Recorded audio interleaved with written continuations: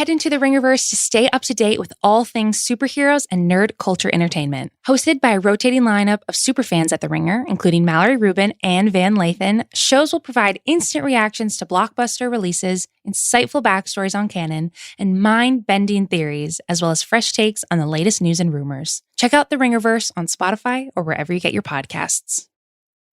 This episode is brought to you by Anytime Fitness. We may talk a whole lot about sports, but when it comes to keeping fit ourselves, there's definitely room for improvement. I hit this point early July. I was just like, I am not in good enough shape. I started trying to walk at least 15,000 steps a day, or hiking, or just anything to keep my legs moving. Now it's the end of 2023. I feel great. I had a physical 3 weeks ago, and the guy was like, "You're doing great. You're doing better than you were 3 years ago." I felt great. Whatever your goals are, progress is possible thanks to Anytime Fitness. Get a personalized plan and support from an expert coach anytime, anywhere. Visit anytimefitness.com to try Anytime Fitness for free. Start to train for your life. Terms, conditions, and restrictions apply. See website for details. This episode is brought to you by State Farm. From your morning podcast to your afternoon playlist, State Farm knows you personalize your entire day. And that's why State Farm helps you personalize your insurance with the State Farm Personal Price Plan. It offers coverage options that help protect what you care about most at an affordable price just for you. Like a good neighbor, State Farm is there. Prices vary by state. Options selected by customer. Availability and eligibility may vary. I need support staff to clear the room. Stand up and walk now. Hello and welcome to The Watch. My name is Chris Ryan. I am an editor at TheRinger.com, and joining me on the other line, the chief podcaster for the Time Variance Authority, it's Andy Greenwald. Coveted position. Thank you for recognizing it. What do you think if you were a podcaster in the MCU universe, right? Like, they haven't cast that role yet. I wonder if you're right. Ed Norton could maybe come back. I saw him on Rogan a while back, and he did a good job. Like, maybe he kind of like backdoors back into the MCU as like the podcaster character. But what do you think the ad reads would be like in the MCU? I feel like maybe we've talked about this before, but and I think it's been developed multiple times over the last few years. But one of the at least just smartest concepts in Marvel Comics history was a comic called Damage Control. And they were the company that you called after Spider-Man fought the Green Goblin and decimated Queens. And so it was a growth industry. Yeah, right? I mean, when Sokovia happened, those guys must have had incredible growth. Yeah. So I feel like a lot of Simply Safe type organizations would be based on much more like existential threats than like a burglar. So I feel like that would probably prop up a huge swath of the economy while the superhero battles were simultaneously decimating the economy. It's actually the capitalist trap writ large. It's perfect. Man, you're so smart. Andy, it's Monday. It's overcast in Los Angeles. We're here to talk a little bit about some new shows that we checked out over the weekend, namely Sweet Tooth, which is airing on Netflix, and We Are Lady Parts, which is airing on Peacock. But before that, I thought we could chat a little bit about some news and notes, and I wanted to hit two things. One, I wanted to get your temperature on Loki, which comes to us on Wednesday night on the Disney Plus network. And is the reason why I wanted to ask you about this was because we got a little bit of breathing room, right? It felt like Wanda and Falcon went pretty much back to back and sucked up all the noise, all the sort of conversation.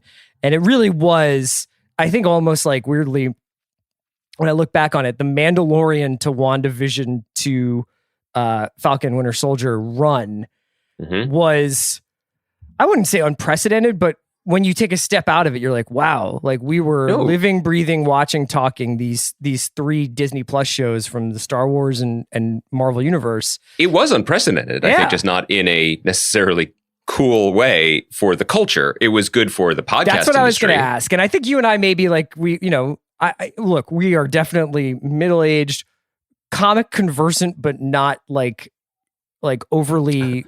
I just threw out a Damage Control reference, but go on. That's the thing is like comic conversant, but I don't know. I think we have like some trepidation about the monopoly of our brains and thoughts about this stuff.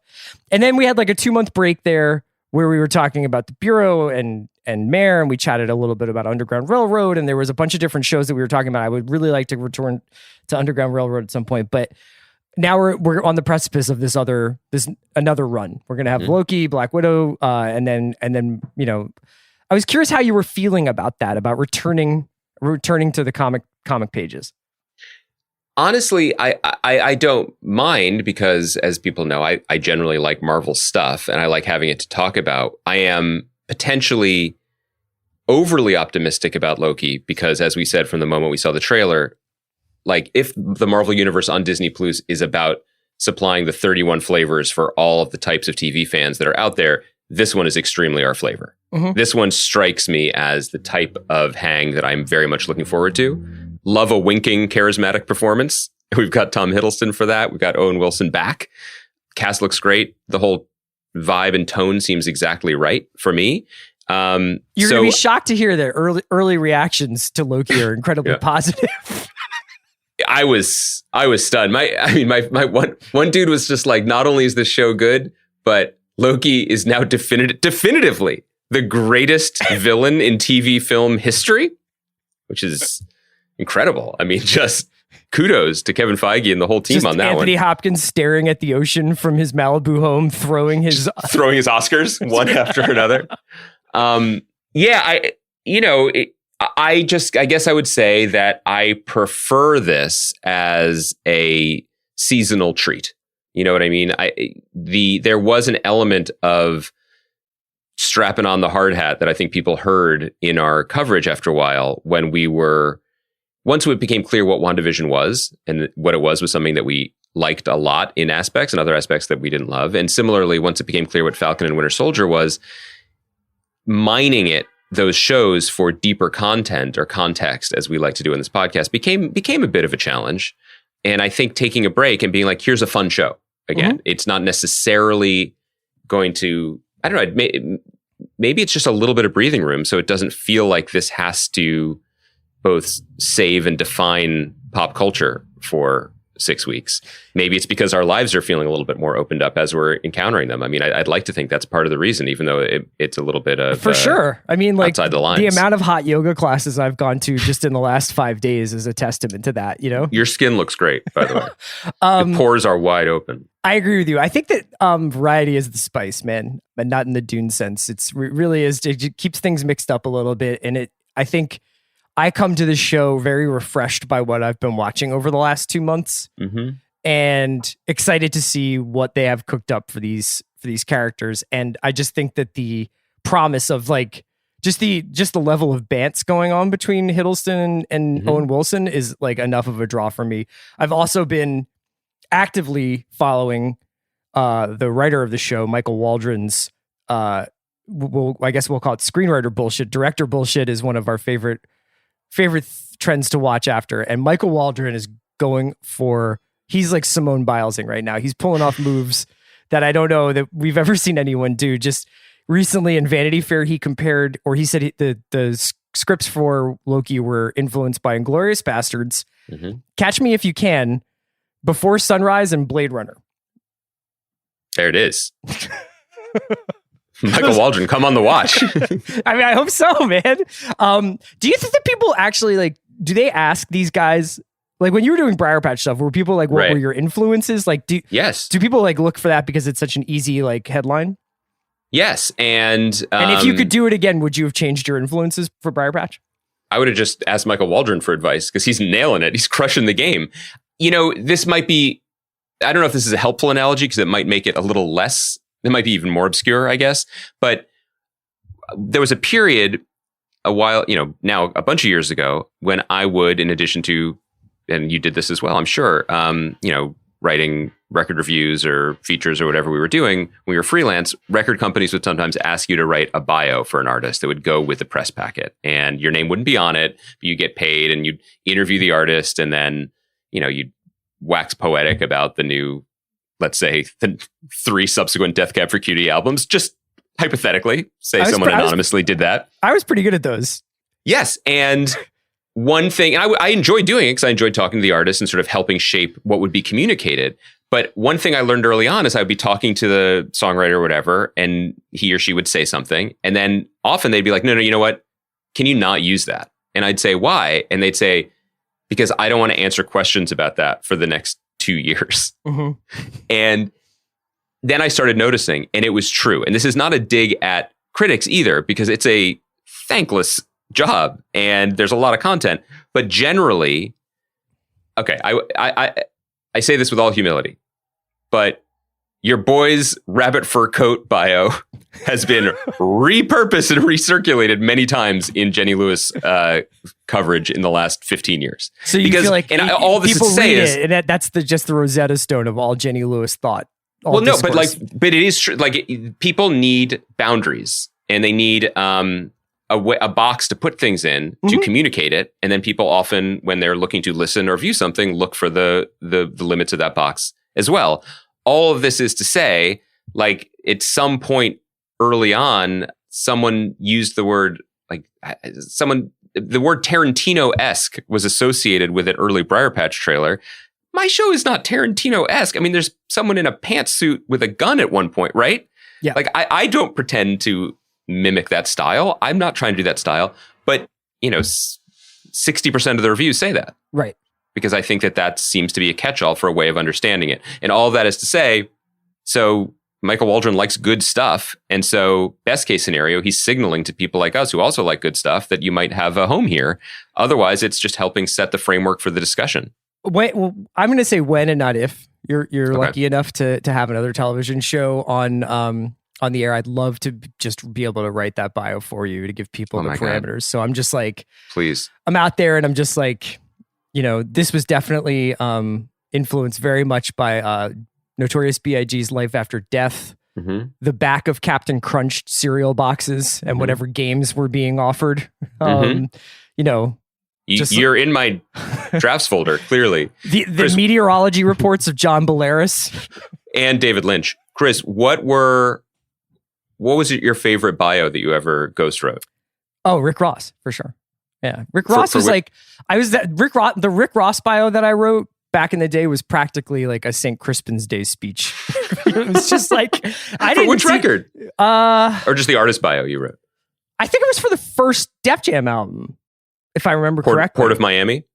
Was that what it was? I think so. Yeah, I think it was the first Rick Ross. I think it was that Rick Ross record that was like, I was just like, there is a revolution coming, It's so good. It's so good. Behind every great Rick Ross, there is a 29-year-old Chris Ryan. Getting like $300 from Def Jam. And be like, sweet, thanks. Like, doing this work was, do you know the scene? I don't know if you've watched recently, the truly great, like greater than I even realized, Coen Brothers film Inside Llewyn Davis. But they record the "Don't Send Me into Outer Space, Mr. Kennedy" song. Yeah. And then Llewyn Davis is like, "Can I get a check?" And they're like, "Oh, we got to go through your agent." And he's like, "Oh, I don't have time for that." And they're like, "Oh, if you just want to like sign this and give up all future royalties, we'll give you $200 right now." And he's like, "Awesome." Awesome. That was being a freelance writer in the early 2000s, or maybe always. But I know I seriously don't know like who owns any of that intellectual property. Luckily, it's like much of it is barely digitized, so that's true. It doesn't really matter. That's true. Do you think that like when it comes time to donate my papers to the community college in Trenton or whatever higher education school is like interested in me, I'll be like, now, do you have all 3 Death Cab Atlantic album bios? Because I really feel like I advanced the form. You know what I mean? That what I said about Narrow Stairs was so much more profound. I kind of do want to do like an experiment to see like you and I both offering our collected papers up to various institutions. And like, what is the best college I could probably get my papers into, you think? God, I mean, Bates is having a moment. Like Texas A&M? Like, I don't even know. Texas A&M is a renowned place for letters. For agriculture. From my understanding. And agriculture. But I feel like all writers want to give their papers to Texas institutions. And I'm not sure, is that just because Texas has a lot of space? Oh, you think because like physically the papers take up a lot of room, so you want to have like a ranch for your papers? A lot of receipts. And I wonder whether or not there's something to... I honestly don't know. Do you think that if you donate your papers to UT, you can claim Texas residency and then like not have to pay state taxes? I don't know. I'm already thinking about the fact that there are a couple years when you are it feels good to like outrun your alumni publications if they exist, whether it's your high school, if it has some sort of organization, or your college, and you're like, I'm not gonna. Come on, leave me alone. I don't care about what people who knew me then think. And then like a few years later, and you've maybe done one thing in your life, and you're begging them to please run a blurb, and they're like, "Did you go here? Are you sure? Are you sure?" I mean, do you think like if you called Emerson right now, just cold called the alumni office, and you were like, "Gentlemen, Christopher Ryan here, podcast host, man of letters. We've been in this staring contest for too long, and I'll blink first. I would like to make myself available." Right? Yeah, I don't know, man. So what else can we talk about? There's Loki's coming, and I just thought I would. It's coming Wednesday, so we'll talk about it Thursday. Yeah, we'll be talking about Thursday night. We'll do our usual Top Chef stuff, but we'll make our reactions to the Loki first episode known. I'm personally incredibly interested to see how much Before Sunrise shows up in the first episode, and I'll be holding Michael Waldron accountable for that. That's what we do here. Do you want to talk briefly about the No Sudden Move trailer before we get into discussing some of these shows? Yeah. Chris, remember in the classic film Boogie Nights when the character of the Colonel says that he's a simple man with simple tastes, and there's two things that he really likes, and one of them is lollipops? That's what I felt like when I watched this trailer. Like, I know that we spend hours every month talking to each other, trying to make a coherent case for art and culture and what moves us and what matters in the world. And that's cool. I'm glad we do it. But all I want is this. Yeah. It's really just an absurd amount of good actors making a noir movie. It's not complicated. Yeah. I just want Steven Soderbergh directing all of the actors doing something like heist-like. It's just, it's so pure. Yeah. This trailer is so good. It makes me want to watch the movie so much, and not just want to watch the movie with the way that I've said that about other trailers, and everyone knows how often I actually watch the movies. This is different. This is not me saying I'm curious about checking it out. This is me communing with my future self about how much pleasure this is going to give me. Yeah. I can't wait. Yeah, you know what? I've talked about this with Sean recently, where it's like this phenomenon of there's a certain kind of movie that gets released on Netflix or HBO Max or one of these streamers immediately, and there's an underrated aspect of it is to be able to immediately start rewatching it. We talked about that mostly when it had to do with Tenet, whether you bought Tenet as like a $20 purchase or whatever, or whether you saw it for the first time in HBO Max, but that you could actually start making it a rewatchable in the sense that, you know, if you really like the Freeport heist in Tenet, you could just rewatch that scene 2 or 3 times. And if you don't like some other section of that movie, you could kind of skip ahead a little bit.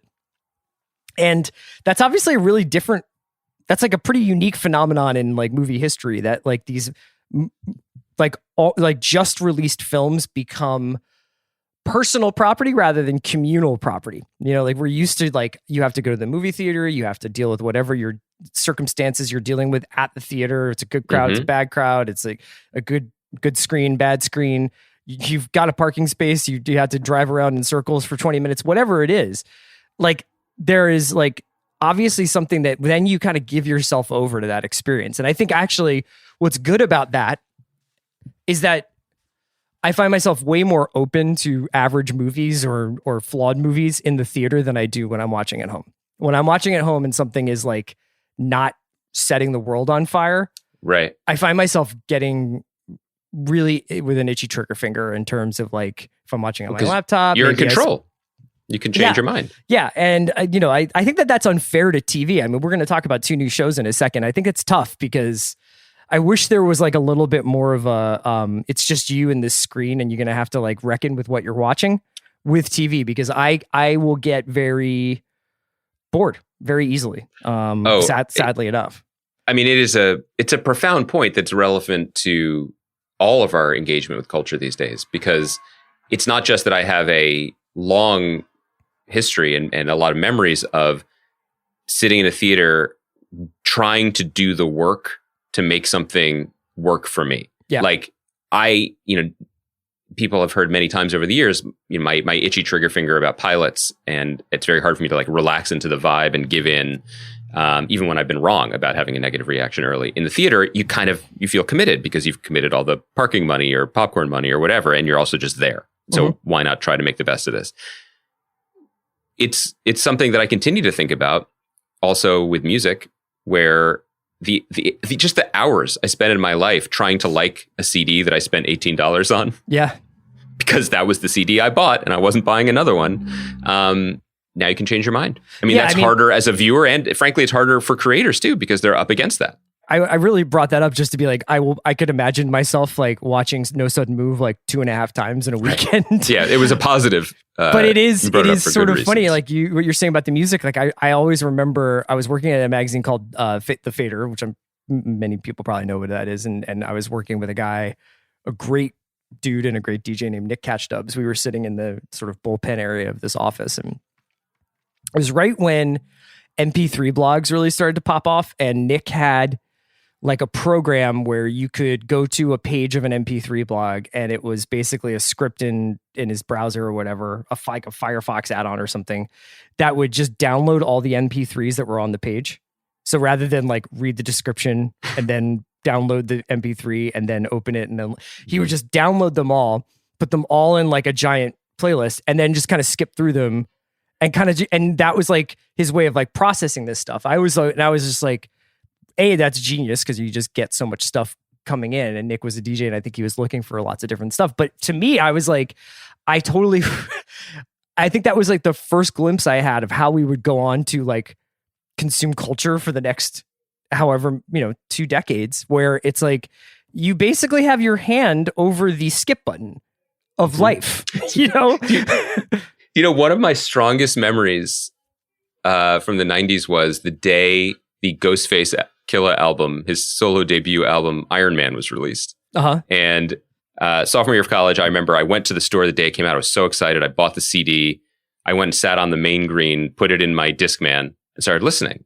And the first notes of the album were like very slow jazz. And I was like, oh, okay, so this is what we're doing now. And I was like staring at the cover image of like Ghostface and Raekwon and Capadonna like copping sneakers, and I was like, this is really a vibe change, but I'm here for it. And then the song went on, and there was like some funky bass came on, and then there was some crooning, and I was like, normally I bet in the future I'll be skipping this intro track. It's probably noted Wu-Tang vocalist Blue Raspberry or something, But I was like, I bet it's really going to pop off track 2, because I know also like Daytona 500's coming. Like I'll get there, but I owe this to Ghostface, that I'm going to listen to his artistic vision. And I think I listened to probably 45 minutes of it before I realized that the CD that had been wrapped in the case was the new Maxwell album due to a mistake at the processing plant.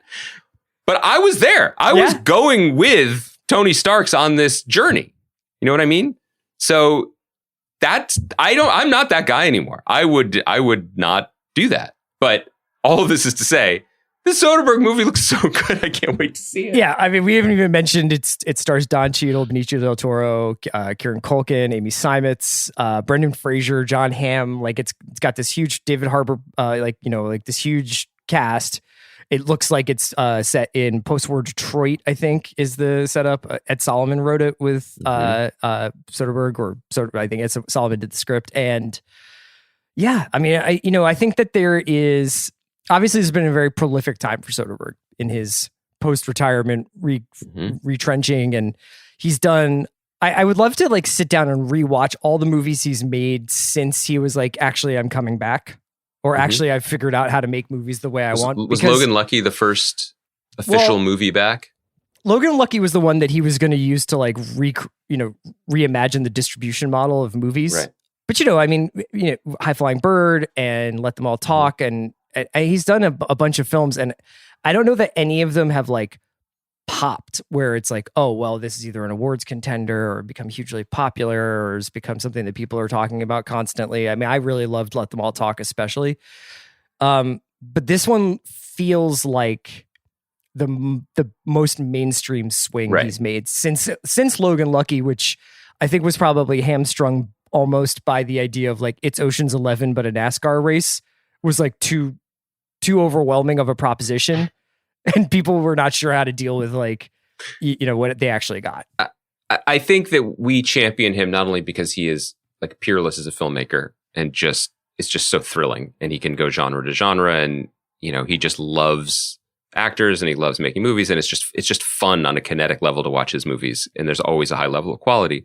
But also he seems to have made, he's so thoughtful about everything and takes big chances, takes big risks. But I think one of his big decisions was he looked at the movie landscape and he was like, it's either or, right? Like it's either a Disney blockbuster or it's what's even the alternative to be released in theaters? And he said, no, I'm just going to keep making movies, and there's going to be an audience for them. It's just the framing for them might change, and some might be in theaters and some might not be. And he was ahead of the curve in that regard.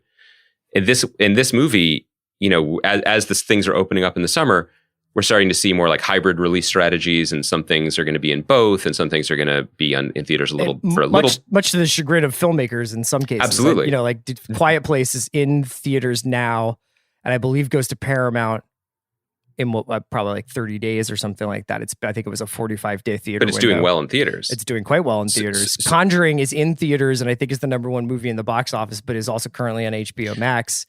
Infinite, which is like a Mark Wahlberg movie that Antoine Fuqua directed, is going straight to Paramount Plus. So like there's a variety of different things. In this Soderbergh movie, though, I think, you can correct me if I'm wrong about this, I think it's part of an exclusive deal that he signed with HBO Max. So this was always going to be streaming. Yes, this is part of the Let Them All Talk deal, like the couple of things he did there. By the way, Chris, have you returned to the movie theaters? I haven't yet. I thought about it this weekend. I hate to say it, I actually don't know where I would go to the movies. Like I don't have like a second favorite theater here after the ArcLight. So yeah, I kind of was just like, I thought about going to see Quiet Place, and I didn't get out there yet. I am the only member of my family not to go to a movie theater. Oh, really? The 3 members of the family who aren't me returned. They went to Conjuring, The Devil Made Me Do It. They went to Spirit Untamed. Which is, I don't think people know this. I told Sean Fennessy this over the weekend because I was worried he was going to ignore it. It is actually Godfather canon. It is a prequel to the first movie about the horse. And Khartoum? That's the name of the horse. Yeah. So check it out. I mean, it's actually surprisingly not dark for what happens later.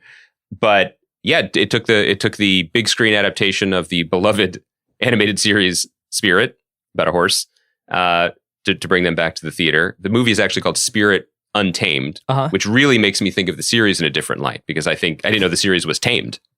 You know what I mean? But like now finally they can tell the full story, and like Walton Goggins' voice gets involved. So oh, wow. It's legit. Anyway, just to report from the front lines, or actually I report from the back lines. I don't go anywhere near the front. A very pleasant experience and wonderful to be back. Very well managed, very, people are spaced out, and spaced out in the sense that there were only 3 other people there. So they were very happy to be back in theaters, and they'll be making an appearance on The Big Picture, I'm sure. I can't wait to get back there. I've got full confidence in the J&J running through my bod. I just haven't found the right home for my theater going yet. Why don't we take a quick break? And then shouted out your antipods. Yeah, man. It's amazing shit. They just pumped us full of it, and like we don't get COVID. It's amazing. Let's take a quick break, and then when we come back, we'll talk about Sweet Tooth, and we'll talk about We Are Lady Parts.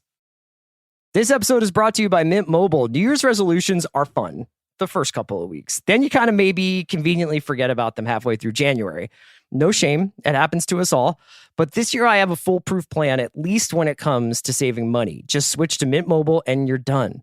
Goal accomplished, because for a limited time, their wireless plans are $15 a month when you buy a 3-month plan. The great thing about Mint Mobile is there's no jaw-dropping monthly bills or unexpected overages, and all plans come with unlimited talk and text. Get this new customer offer today at mintmobile.com/watch. Additional taxes, fees, and restrictions apply. See Mint Mobile for details. We're speeding through this episode of The Watch because Kaya's got better things to produce. That's always the case, though, if we're being honest. Andy, what do you want to start with? Sweet Tooth or We Are Lady Parts? Let's talk Sweet Tooth. Okay. This is a new show directed by Jim Mickle, who's a filmmaker I got a lot of time for. He made one of my favorite horror, but I think like almost like horror action films of the last like 20 or so years in a film called Stakeland. I've really enjoyed his stuff over the years. I think he is I don't just think, I know he is a Philly guy. So he obviously gets a lot of points around this neighborhood of podcasting. And this is a show that, man, you know, it's obviously drawn from, I think, a real sweet spot probably for anyone around our age, where I think it's heavily leaning on Amblin vibes of the 80s. You know, it's got both the wonder and terrifying nature of childhood crammed into this dystopian view of a post-pandemic, a post-viral outbreak world where people are getting sick, people are dying, and out of this virus comes a new breed of being called hybrids, which is essentially like a animal-human hybrid being. So the child who's like the sort of the main character of the show is Gus, and he is a deer person hybrid.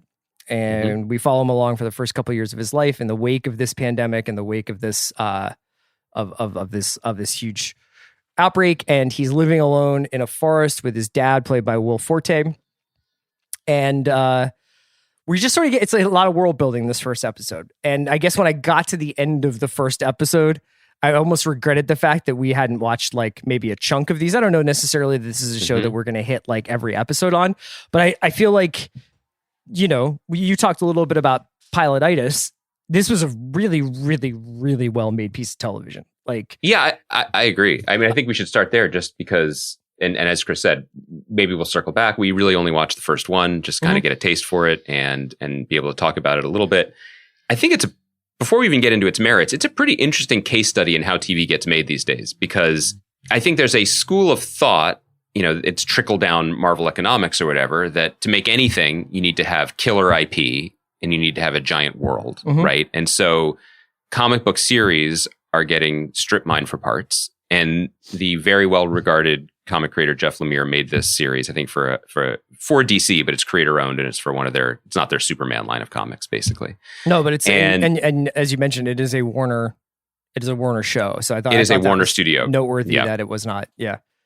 And the Downeys, Team Downey, which is Robert Downey Jr. and his wife Susan, who are producing partners, got behind this and got it through Warner Brothers, and then it was on Hulu. The pilot was made for Hulu, and then there was the Disney takeover. And then I think just the sheer star power involved in it, the Downeys and everything, got the show muscled onto Netflix. Also, I shouldn't say muscled. I mean, Netflix is very happy to pick up something where a lot of money has already been spent. And a lot of money was clearly spent on the show. And then to your point, Chris, like just doing this again, and this meaning setting up a world, giant stakes, changing the world, wrecking the world. I mean, that's tough. And we see a ton of it. And I think my first feeling about this show was generally positive, not because I am checking for more dystopia, or certainly more virus content. We're good, IRL right now, but it was different enough to make me feel things again, even when the beats of the beat sheet of this are, you know, I don't want to say predictable. I'll say tried and true. There's not necessarily a better way to introduce Nonso Anozi's character, Big Man, than have him rescue Gus from his first plight, you know, or his first encounter with danger. I didn't even know who the character was, but I knew he was coming in that moment. Sure. But that's a familiar beat, and that's fine. But what I really liked about it was, to go back to what you started with, Jim Mickle, filmmaker, showrunner.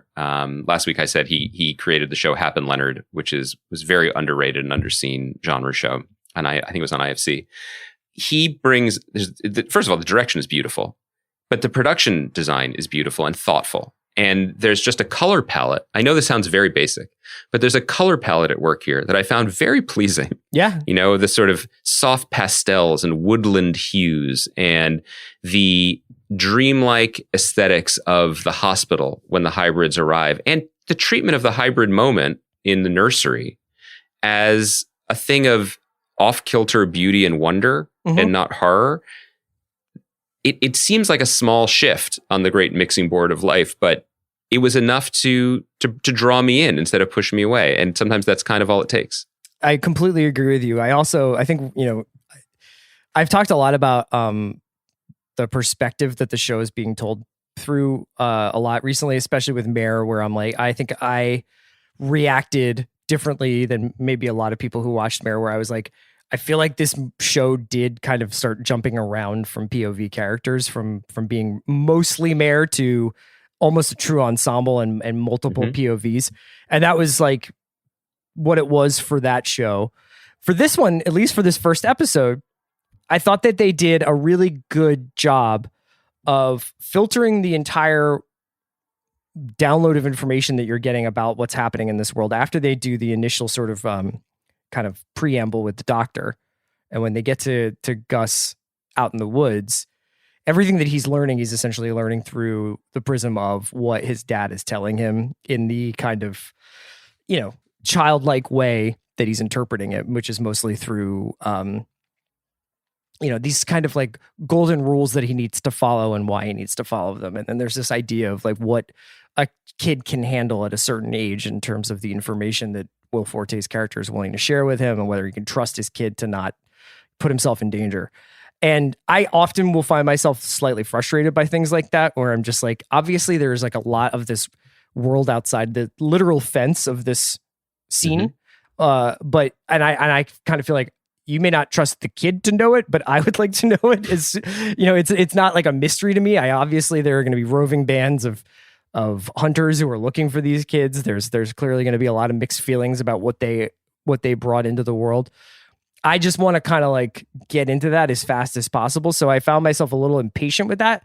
But that being said, they did it about as well as you can do it, where it's just like this first episode is pretty idyllic. It's supposed to be this Eden that they've found in this forest that then gets corrupted by outside forces. And then Gus is saved at the end, like you said.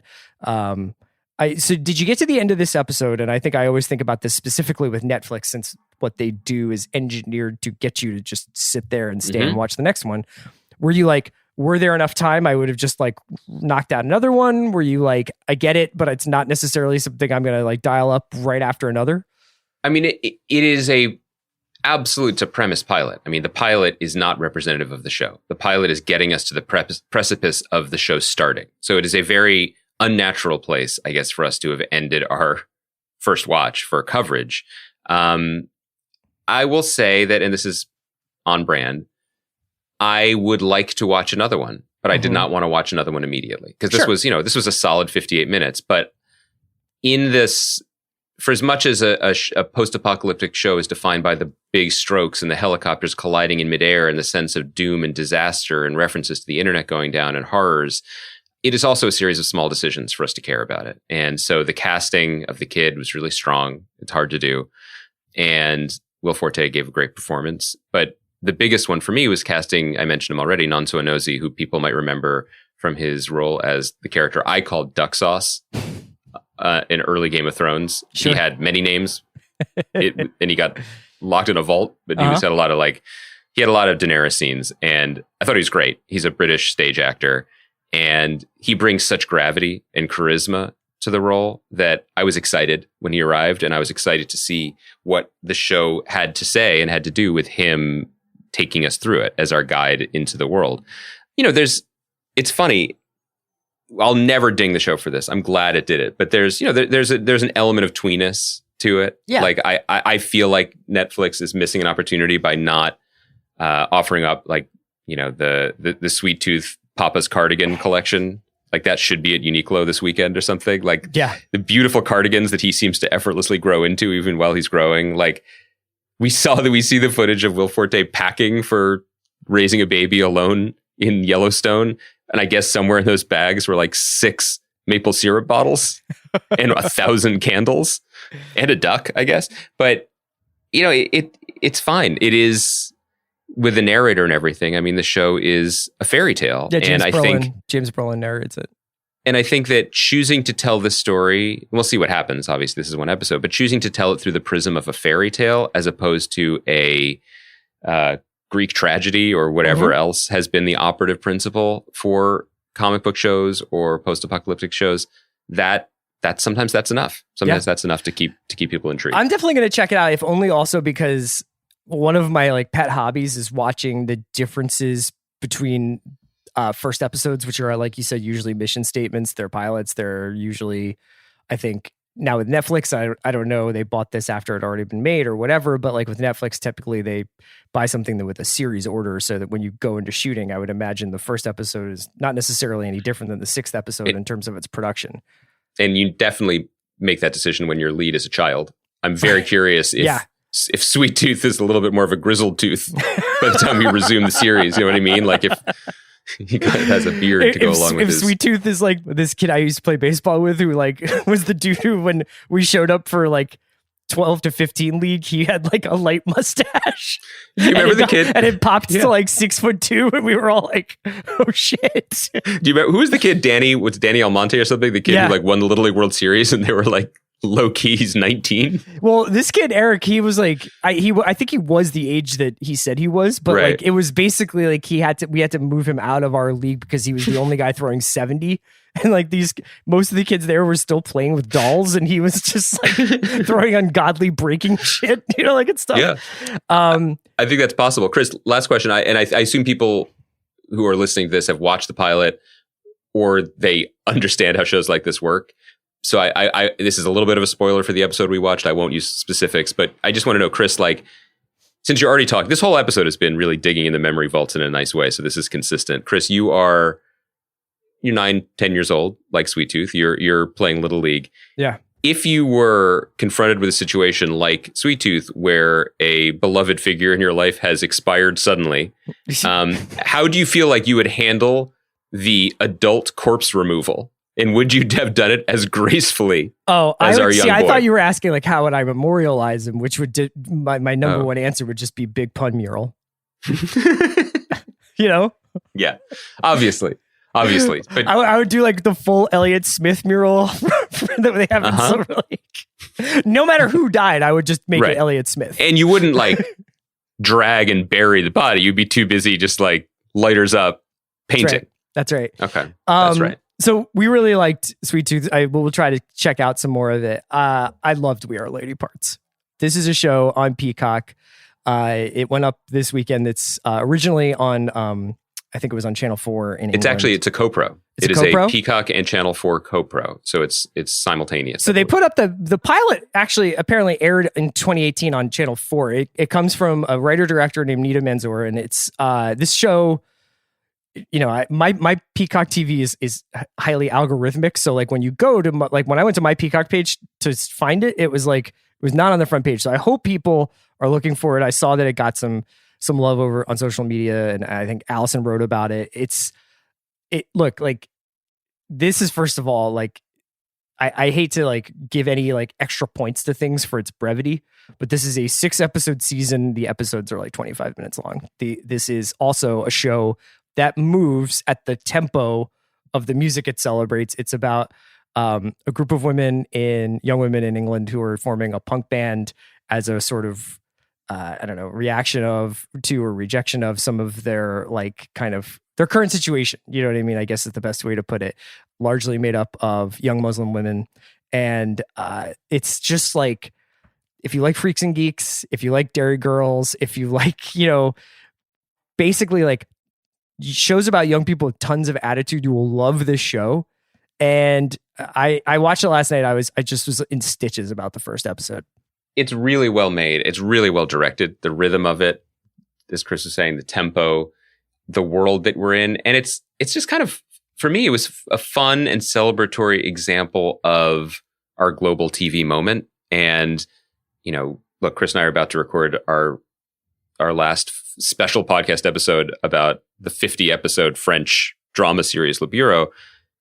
Drama around the world is great, but there is something that is really fun and snacky about getting these bursts of comedy from other countries, other cultures, certainly other accents, that I find really exciting and refreshing. It's not just that it's easier to digest. There's something that's just more bracing about it. Mm-hmm. Like, you feel transported and you feel excited to be along with the journey of Nita Manzoor, who wrote and directed the show, and just what she brings to it from her own background, which is very different than mine. And I was pretty thrilled. It's a gem, and it's one of those things that it's one of the advantages of our massive buffet of the moment. Something like this can just appear and hopefully get a little traction because it deserves to be seen. Yeah, we always struggle to kind of to remark upon like what makes comedy good after. I just thought it was really funny. I just think that when we don't communicate it, we demonstrate it. No, but like I've been thinking a ton about pacing and tempo recently, just because I think when you have, it's not necessarily that there's a ton to watch, but there is a ton you could watch. And so much of what I loved about Lady Parts was the immediacy of it and the way that they make the most out of such like a short runtime of a show. And like, to be able to cram that many ideas, that many jokes, it's got like some 30 Rock-esque joke writing going in there, where there's like 3 to 5 like different bits going on inside of a conversation, and there's some visual gags and there's voiceover gags. It's just like, it's relentless, and it very much mirrors the music that the women are playing. And the rhythm is definitely recognizable to people who like Edgar Wright movies, for example. Like it's very, which doesn't say Edgar Wright invented it, but there's a vibe that I think is one generation click down from us. That's a little more like Super NES, like quick cutting music, throw it all in. And I love it. I mean, there's a moment I laughed the hardest in the first episode with just some Muppets appear for no good reason. And I won't even get into it, but like that was when I knew I was in for the ride. Yeah, so I mean, we don't have to belabor that, and like we can just wrap it up there. We kind of covered those 2 shows. We will be back on Thursday night, Friday morning, talking about Loki and Top Chef, and also I think Wednesday we will get up our final Bureau episode, which also features. Oh, go ahead, Chris. It also features an hour-long conversation with the creator of the show, Eric Rochon. I'm very excited about that. And we should probably end because we need to schedule when we're going to talk about season 5. We got to do a little podcasting business. That's right. And as previously discussed, Kaya's a woman. Kaya's got places to be. Yeah, Kaya. And we don't blame her. We generally feel that we've been holding her back. Like that's actually true. So thank you, as Kaya. always, we are produced by Kaya McMullen. We will be back with you guys on Thursday night. Talk to you soon.